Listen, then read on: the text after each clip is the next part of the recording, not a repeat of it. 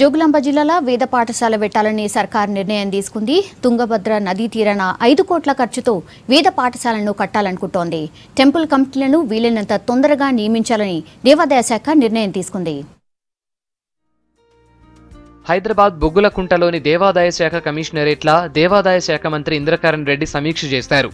సమావేశానికి దేవాదాయ శాఖ కార్యదర్శి Shivashankar, CGF committee member Vemulawada EO Doosa రాజేశ్వర్తో పాటు additional commissioner Srinivasarao, joint commissioner Krishnaveni వచ్చారు. ఆలయాల అభివృద్ధి, కామన్ గుడ్ ఫండ్, గుడి కమిటీల ఏర్పాటు అసంటి విషయాల మీద ముఖ్యంగా మాట్లాడుకున్నారు. రాష్ట్రం మొత్తం కొత్త గుళ్ల నిర్మాణం, పాత ఆలయాలు బాగుచేయడం లాంటి పనులు వేగంగా నడవాలని మంత్రి ఇంద్రకరణ్ రెడ్డి ఆఫీసర్లకు చెప్పారు. చెప్పిన గడువులోగా పనులు పూర్తవుతలేవని, ఇంకింత చెప్పన పనులు పూర్తయ్యేటట్టు చూడాలన్నారు మంత్రి.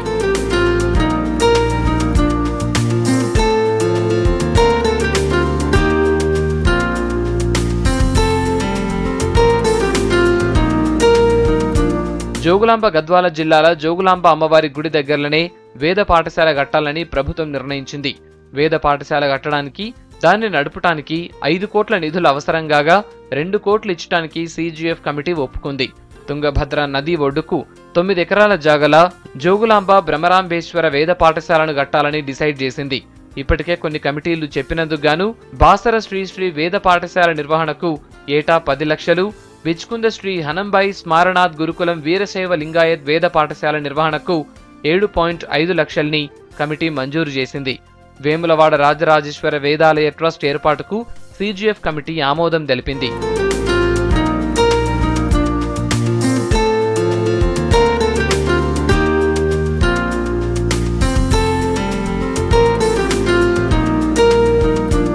దేవాదాయ శాఖల ఇంజనీర్ల కొరత ఉన్నందున ఇతర శాఖల నుంచి డిప్యుటేషన్ మీద ఇంజనీర్లు తీసుకునేందుకు, సహాయకుల్ని కాంట్రాక్ట్ పద్ధతిలో నియమించుకునేందుకు కమిటీ అనుమతినిచ్చింది.